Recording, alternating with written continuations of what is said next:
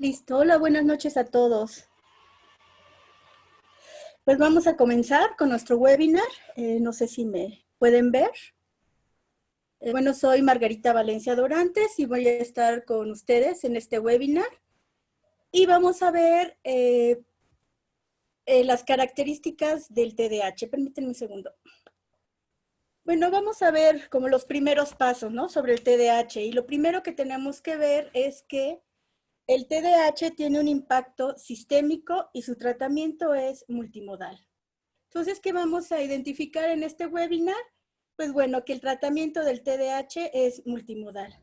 Los que gusten prender su cámara, por favor háganlo.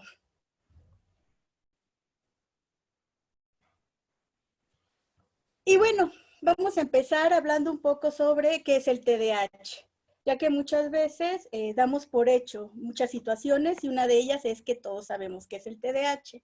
Y entonces vamos a unificarnos en lo que estamos diciendo.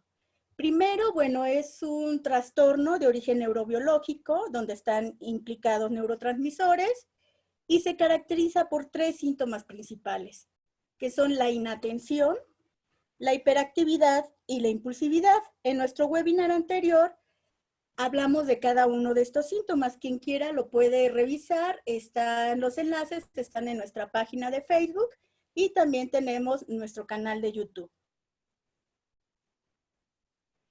Y bueno, ¿qué pasa con el TDAH? El TDAH impacta todos nuestros sistemas. O sea, ¿qué es lo que afecta el TDAH? Afecta la parte conductual, afecta la parte emocional, afecta la parte social, familiar, escolar, laboral, entre otras.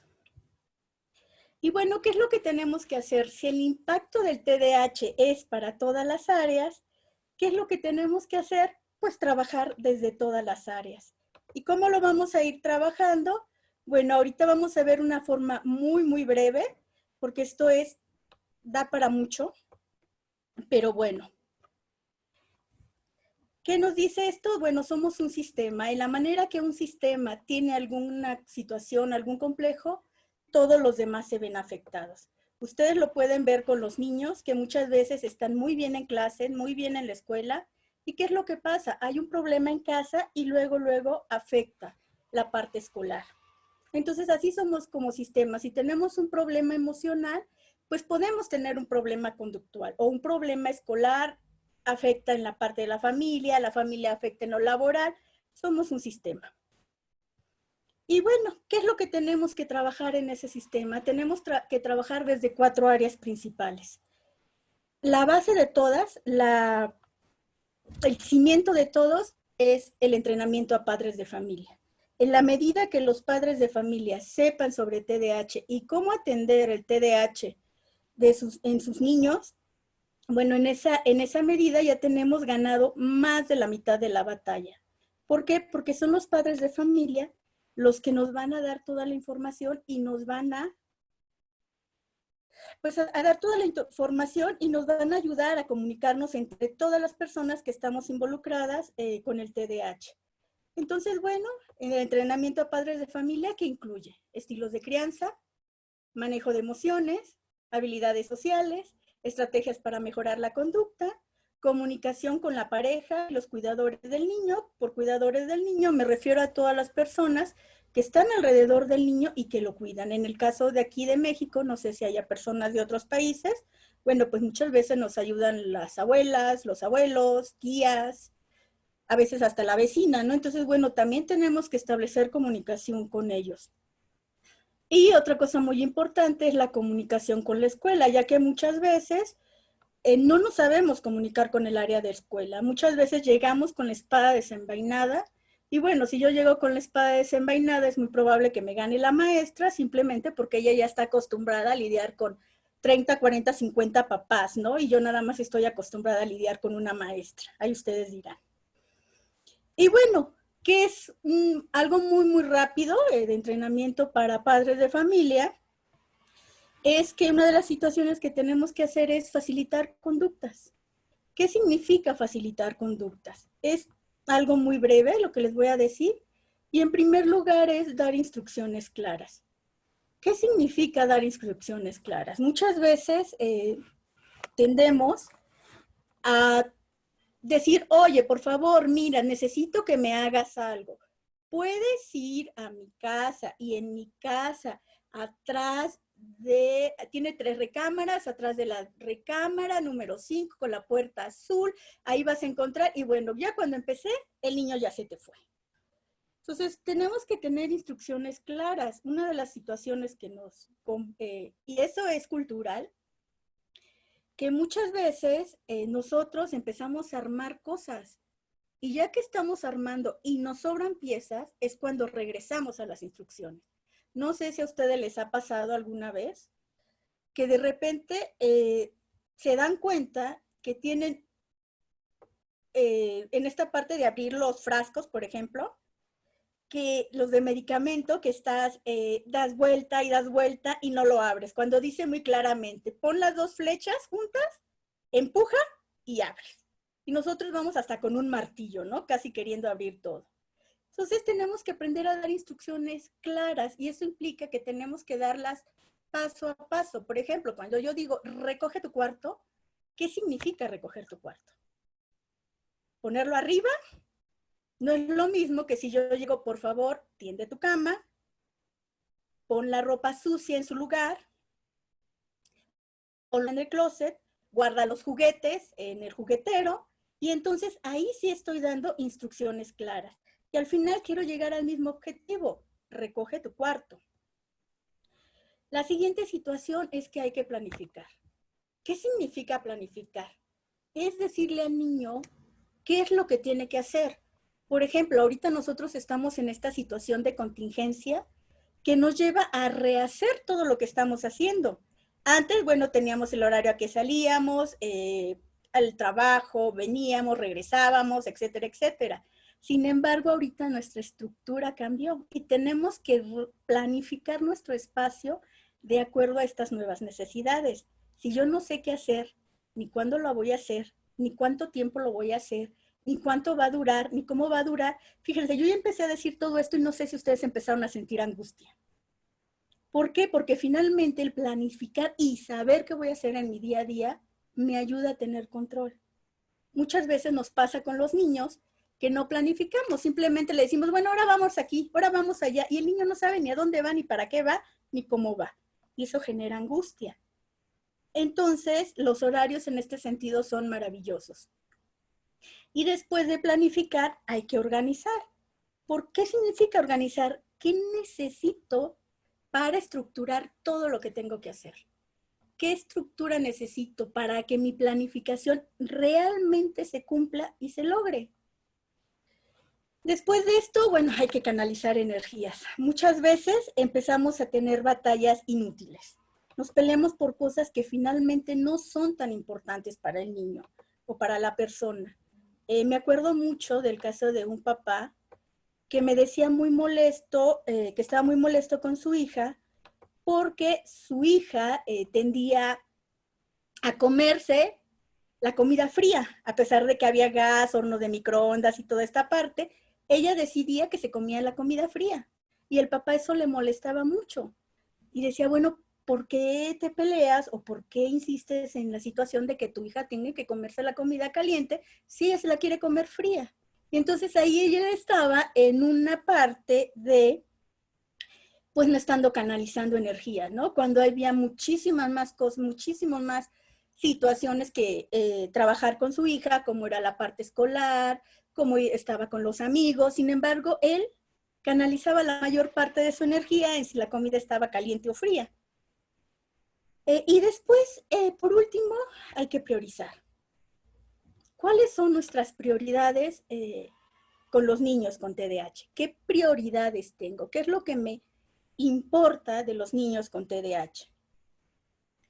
En este momento hay muchísimas cosas que priorizar. Hay veces que uno dice, bueno, pues es que yo quiero que cuando salga salude a todo mundo y que además se porte bien en las fiestas y que además tenga muy buenas calificaciones y que además y además y además. Y entonces esto nos hace decir, bueno, sí, todo es importante, pero de eso, ¿qué es lo más importante? qué es lo más importante para trabajar con mi hijo en este momento, en este lugar. Y con eso empiecen. Siempre empiecen con lo más importante. Lo demás hay que llevarlo una vez que ya fuimos a lo más importante. Entonces, les digo, esto es muy breve, es instrucciones claras, planear, estructurar, canalizar energía y establecer prioridades. Y en el ámbito escolar, ¿qué es lo que tenemos que trabajar? Hay que hacer adecuaciones en el espacio áulico y en las estrategias de enseñanza-aprendizaje. Vean esta aula, me encantó esta maravillosa imagen. ¿Ustedes cómo creen que viviría un niño con TDAH ahí? Si se fijan, más distractores no puede haber. El niño se va a distraer con todo. Una de las características de los niños con TDAH es que le hacen caso a todo.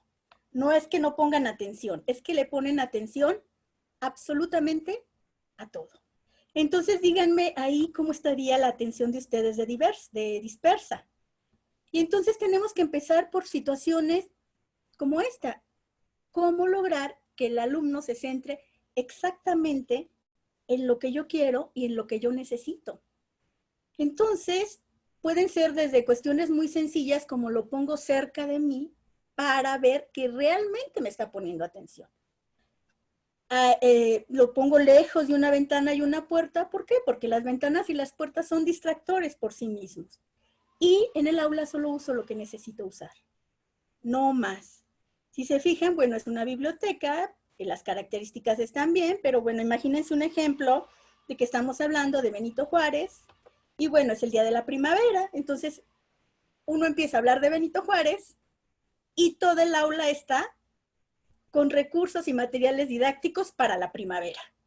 Entonces, ¿qué mensaje le estoy dando al niño si por un lado estoy diciendo una cosa y por otra estoy estimulándolos para que vean otras cosas? Y ahí es donde los podemos perder. Estrategias de enseñanza-aprendizaje.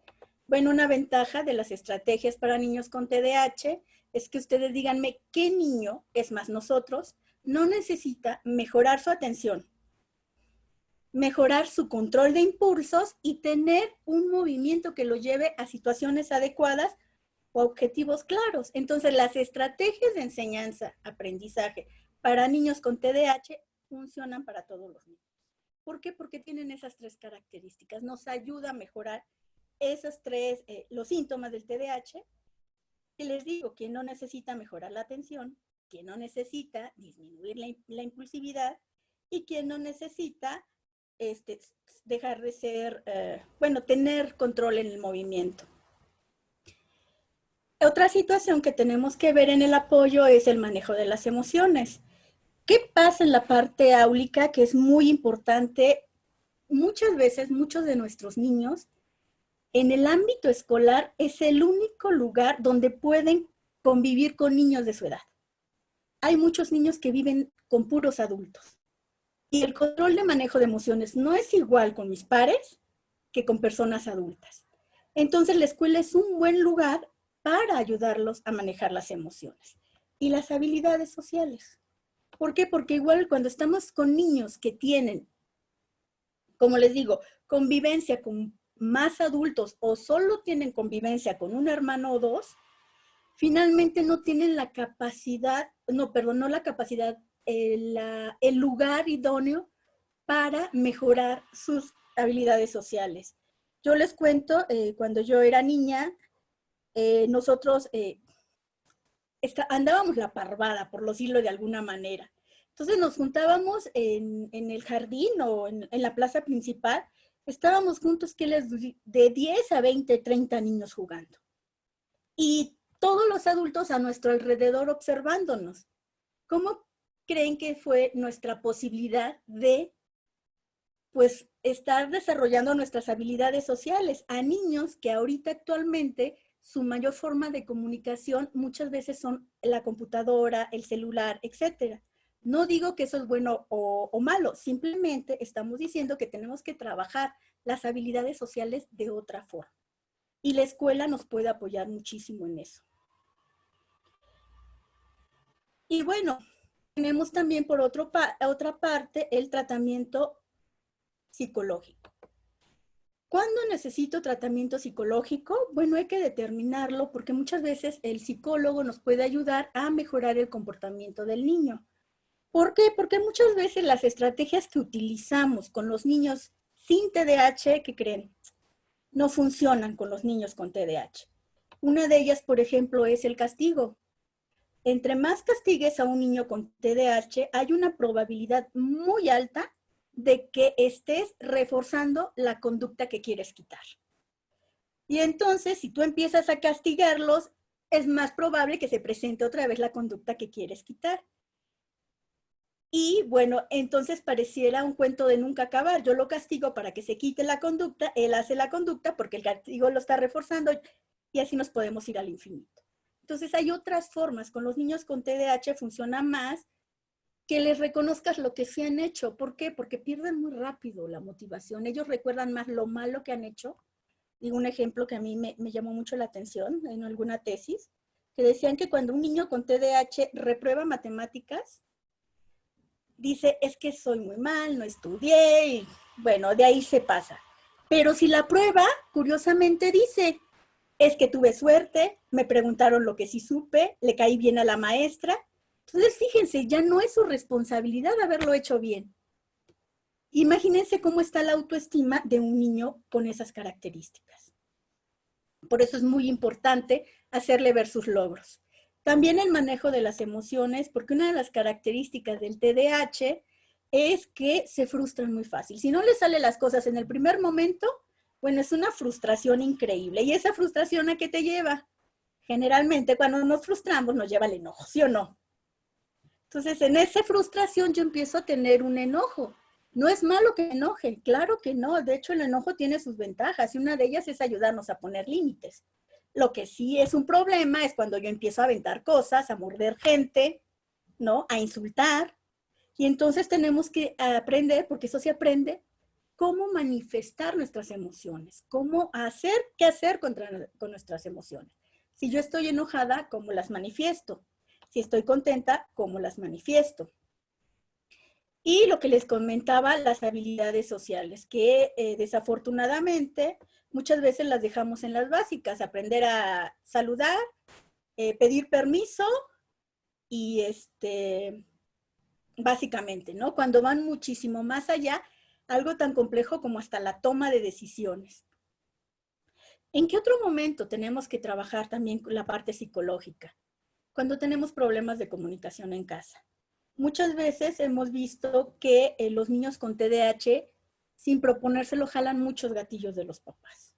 Y empieza a haber muchos problemas. Y la comunicación empieza a romperse un poco en la familia. Y no solamente entre la pareja, sino también con las personas que están afuera, porque no falta, dicen que de médicos, poetas y locos todos tenemos un poco. Entonces, no falta la persona que les va a dar el mega consejo súper bueno de cómo ayudar a su hijo, ¿no? Y entonces vamos a empezar a tener problemas.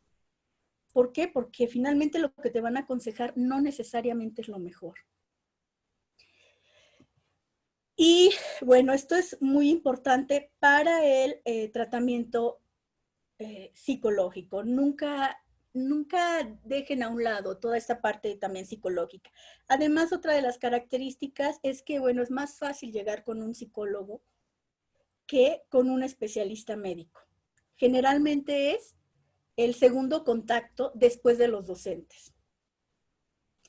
Y entonces, ¿qué tengo que hacer en este tratamiento psicológico? Bueno, apoyar al psicólogo, porque muchas veces pensamos que solo con asistir al psicólogo vamos a tener buenos resultados. Sin embargo, bueno, el psicólogo solo hace una parte y volvemos al principio, la parte de la terapia familiar. ¿Quién es el que apoya al psicólogo? Una vez que salió de consulta, bueno, el que le sigue es el padre de familia. Después tenemos el tratamiento médico. Y bueno, en el tratamiento médico hay que ver primero quién puede hacer el diagnóstico clínico.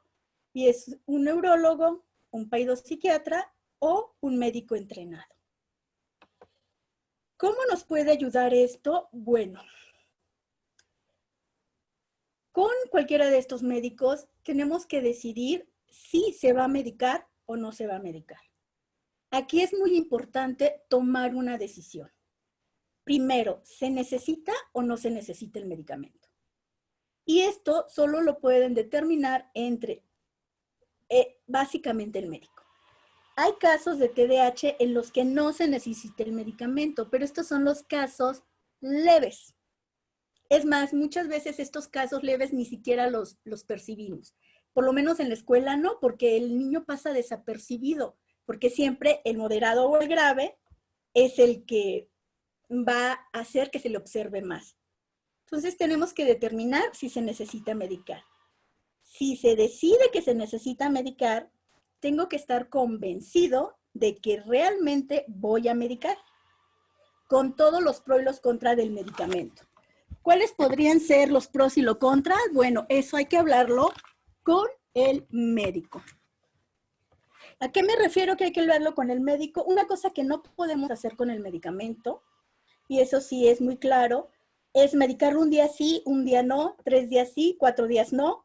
¿Por qué? Porque finalmente eso al último va a hacer que no funcione el medicamento como debe.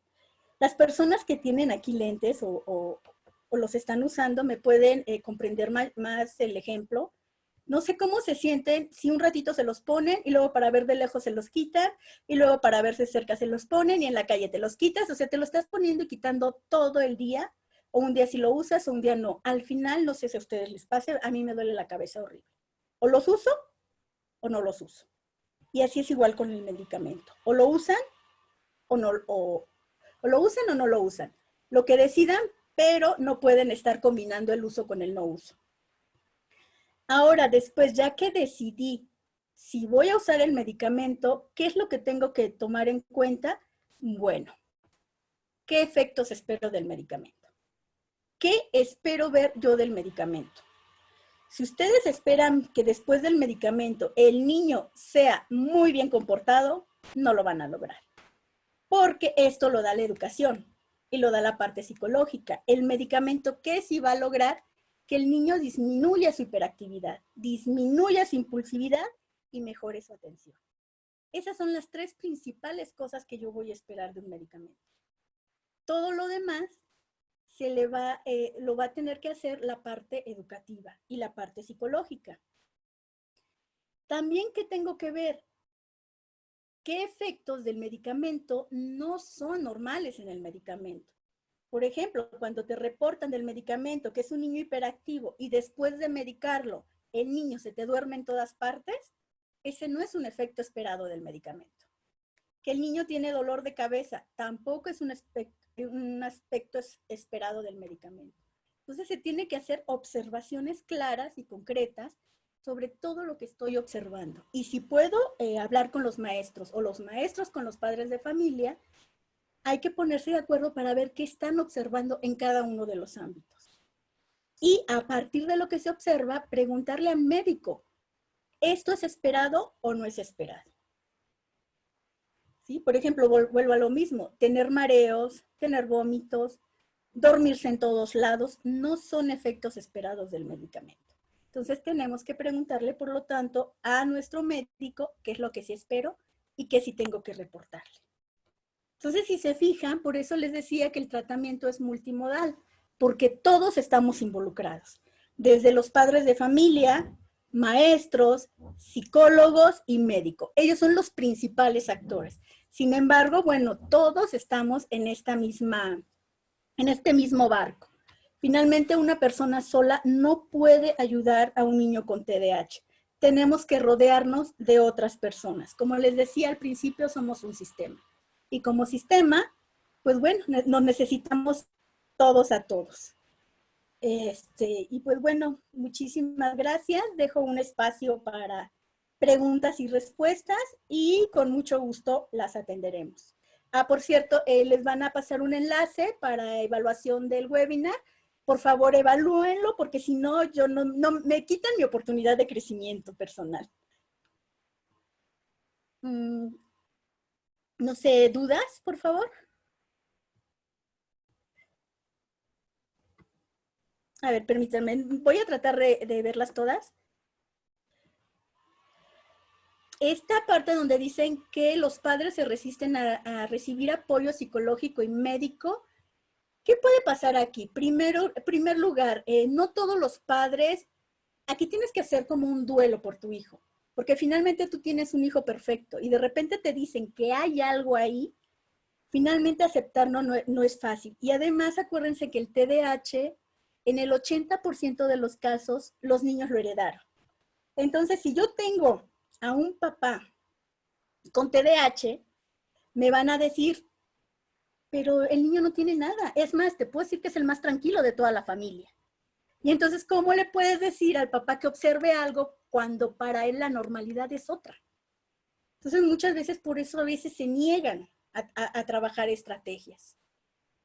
El paidopsiquiatra y el psiquiatra infantil, ¿es lo mismo? Sí, básicamente lo mismo. Se puede denominar de las dos formas. El paidopsiquiatra o el neuropediatra generalmente son los que más trabajan sobre el TDAH.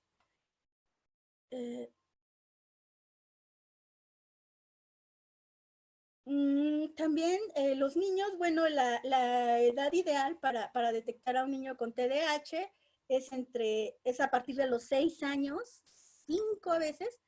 ¿Por qué? Porque finalmente cuando entran al nivel primaria ya tienen una maduración mayor y también las reglas de la primaria te pueden ayudar a ver qué está pasando con el niño. Generalmente en el preescolar, 4 o 5 años, es un poquito complejo ver el TDAH. ¿Por qué? Porque generalmente los niños muy pequeños tienden a ser muy inatentos y se fijan, se quedan muy poquito tiempo en una sola actividad, se mueven muchísimo y tienden a ser muy impulsivos, pero es por la propia edad. Entonces tenemos que ver hasta dónde es TDAH o hasta dónde son características de la propia edad. ¿Qué más preguntas tengo? Déjenme ver.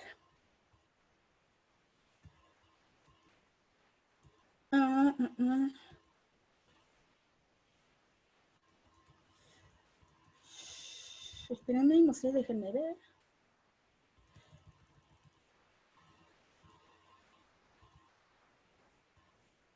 Y bueno, solamente para decirles que sí, como padres de familia, bueno, tienen que entrenarse mucho sobre lo que es el TDAH.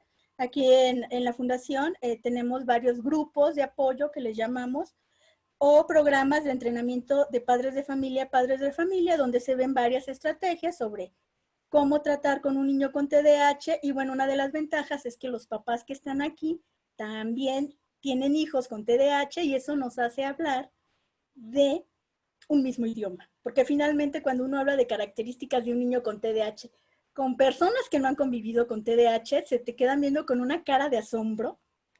Entonces, cuando trabajas con otros papás, bueno, hasta te dicen, sí, el mío hace lo mismo. Para adolescentes con TDAH, bueno, aquí hay varias situaciones que hay que trabajar. También la adolescencia es un momento complejo para diferenciar qué es TDAH o qué son características propias de la adolescencia. Una técnica que ha funcionado mucho, rápidamente la voy a decir, es algo que se llama ilusión de alternativa. ¿Qué significa ilusión de alternativa? Pues cuando le doy al niño la idea de que tiene alternativa. Por ejemplo, hijo, vas a ir a una fiesta. ¿A qué horas quieres llegar? ¿A las 11 o a las 12? Y el niño obviamente se va a ir por el horario más tarde, ¿no? A las 12. Y entonces cuando son las 12, hijo, tú elegiste llegar a las 12. Por eso se llama ilusión de alternativa, porque ustedes ya pusieron el límite. También se puede hacer con los niños. ¿Haces la tarea ahorita o cuando esté tu programa favorito? No, pues la hago ahorita. No, no la hiciste ahorita. Entonces, si no la hiciste ahorita, elegiste hacerla con tu programa favorito. Y entonces ya es la elección de ellos. Por eso se llama ilusión de alternativa. No sé, espero que les sirva esta estrategia. ¿Qué más? Déjenme ver qué otras preguntas hay. Tipos de enseñanza, aprendizaje. Bueno, una de las características, vamos a tener 2 webinars que se van a estar directamente trabajando enseñanzas de aprendizaje con niños con TDAH. Estrategias de enseñanza-aprendizaje con niños con TDAH. Hay varias formas de evaluar a un niño con TDAH, también hay varios instrumentos y también vamos a hablar de eso en próximas conferencias. Espérenme. Bueno, comorbilidades de un niño con TDAH puede ir desde depresión, ansiedad, problemas de aprendizaje, problemas de conducta. Las características del TDAH es que muy pocas veces viene solo.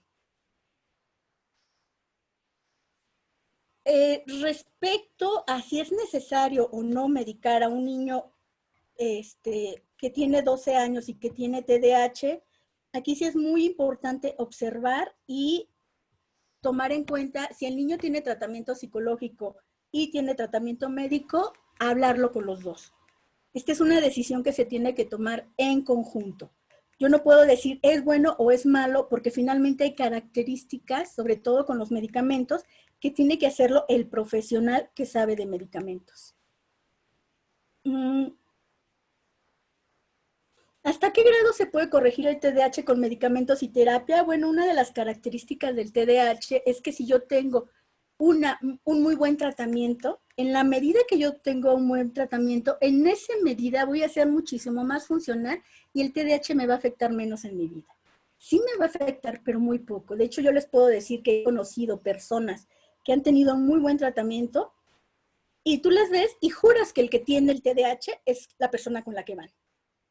¿Por qué? Porque finalmente ya tienen tan tratados sus síntomas que son personas que son muy funcionales y les va muy bien con la parte del TDAH.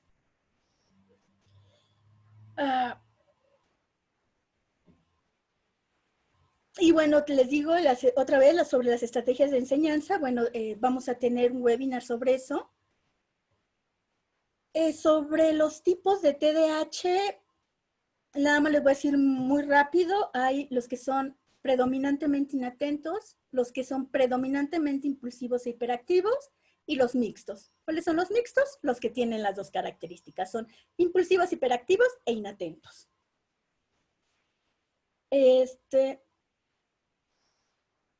Para ver las características de un niño con TDAH, por favor, les recomiendo que vean el webinar anterior. Ahí estoy hablando mucho de eso. Sobre esta parte de cómo trabajar con los compañeros de un niño con TDAH, bueno, también vamos a tener otro webinar sobre esta parte de emociones y este trabajo. Es complicado trabajar con los compañeros de los niños con TDAH. Sin embargo, una vez que empezamos a tratar al niño con TDAH y le vamos enseñando esta parte de las habilidades sociales y a disminuir sus síntomas, no hay tanto problema, porque una de las cuestiones que molesta más a los compañeros es la parte de la hiperactividad o la parte de la impulsividad, el que te quiten tus cosas, el que no te dejen hablar, el que no te dejen, que tú estás jugando una cosa y él quiera jugar a otra. Bueno, toda esta parte se lleva con educación básicamente. En cuanto al medicamento, fíjense que no necesariamente es a lo largo de toda la vida, pero esto se determina básicamente con el médico. ¿Existe una edad límite para medicar? No. También depende del médico. Yo les puedo decir, a mí nosotros nos contaban una anécdota que se me hacía muy simpática, de que una vez un papá lleva a su hijo a que lo diagnostiquen. Cuando lo diagnostican, el médico se da cuenta que el papá también tenía TDAH y bueno, también diagnostica al papá y les da medicamentos a los dos. Y de repente empiezan a ver que los medicamentos empiezan a desaparecer y entonces empiezan a buscar culpables. Y a la hora de empezar a buscar culpables, levanta la mano el abuelo. Dice, es que yo me di cuenta que ustedes cambiaron los síntomas. Entonces yo también los quiero cambiar. Y empecé a tomármelos y me di cuenta que me hacía bien la pastillita. Entonces ya lo que hicieron mejor fue llevar al abuelo con el médico para que le diera el tratamiento necesario. Por eso les digo, no hay edad para la parte del medicamento. Y para el tratamiento psicológico y educativo tampoco hay edad. Siempre tenemos oportunidades. Y bueno, yo sé que ustedes tienen muchas preguntas. Desafortunadamente, bueno, nos está alcanzando el tiempo. Y este webinar no solamente lo utilizo yo, sino también lo utilizan otros de mis compañeros. Y lo que podemos hacer, si ustedes gustan, es mandarme las preguntas a mi correo. Yo con mucho gusto les contesto. Mi correo es, ahorita se los estoy escribiendo. Bueno, de hecho está aquí en la presentación. Y bueno, con muchísimo gusto ahí estaré respondiendo preguntas muy puntuales. Muchísimas gracias por todo. Espero que tengan una excelente noche.